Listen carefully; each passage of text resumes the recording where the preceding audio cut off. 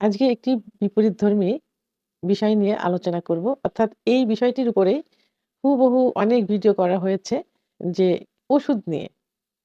তো আসলে অনেকে ওষুধ খেতে চায় না। ওষুধ ছাড়াই কিভাবে সমস্যার সমাধান করা যায়? অর্থাৎ আজকের বিষয়টি কিন্তু খুব ইন্টারেস্টিং। যাদের দ্রুত বীর্যপাত হয়।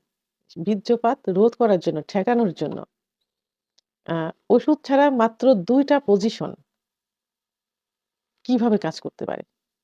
সে বিষয় নিয়ে আলোচনা করব। আসলে সেক্স একটা আর্ট, একটা শিল্প।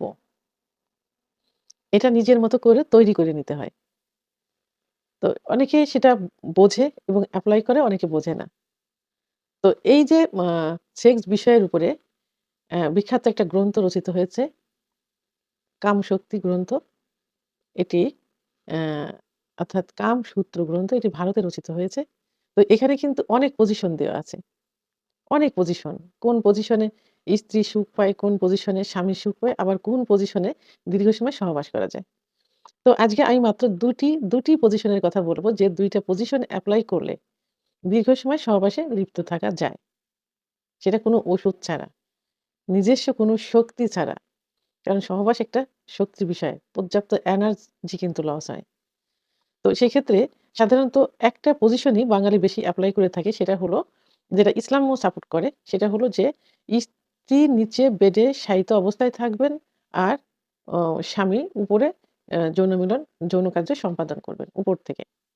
তো এটা যদি বিপরীতভাবে করা যায়, অর্থাৎ স্বামী নিচেই থাকবেন, বেডে থাকবেন, উপরে স্ত্রী যৌনিকার্য সহবাস করবেন। তো এই পজিশনে যদি সহবাস করা যায়, তাহলে দীর্ঘ সময় কিন্তু সহবাসে লিপ্ত থাকা যায়। কারণ এটাতে স্ত্রীর এনার্জি লস হয়। পুরুষের কিন্তু ওইভাবে এনার্জিটা লস হয় না। যখন এনার্জি লস হয় তখন স্ত্রী কিন্তু কি হয়? নিস্তেজ হয়ে যায় এবং তার দ্রুত বীর্যপাত হয়ে যায়। স্বামীর কিন্তু বীর্যপাত হতে চায় না, সময় লাগে। তবে এই যে পজিশন উপরের থেকে স্ত্রী সহবাসে লিপ্ত থাকবেন, এর কিছু টেকনিক আছে। অর্থাৎ যখন সহবাসে লিপ্ত থাকবেন স্বামীর নিচে, উপরে স্ত্রী, তখন স্ত্রী একটু ঝুঁকে থাকবেন স্বামীর দিকে। একটু ঝুঁকে অবস্থায় থাকতে হবে। এখানে তার মুখ, স্ত্রীর মুখ স্বামীর মুখের অ্যা সামনাসামনি থাকবে একদম ঝুঁকে। আর স্বামীর কি থাকবে? স্বামীর মাথার নিচে ২ টা বালিশ থাকলে সবথেকে ভালো হয় যাতে মাথাটা একটু উঁচু অবস্থায় থাকে।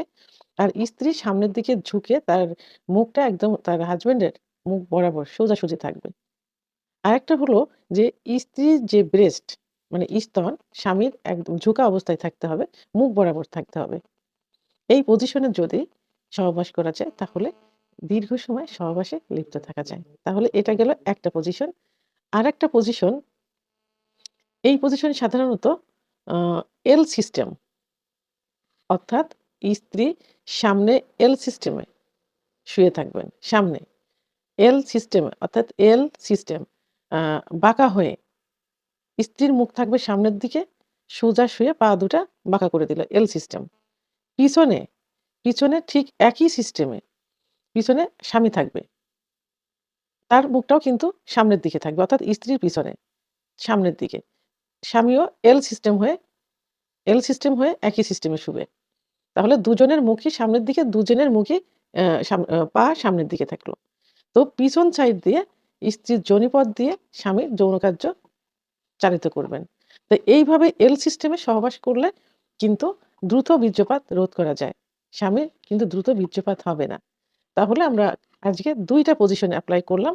একটা পজিশন হলো স্ত্রী উপরে থাকবে, স্বামী নিচে থেকে যৌন কার্য পরিচালনা করবে এবং তার কিছু সিস্টেম আমি বলেছি। আরেকটা হলো এল সিস্টেমে সহবাস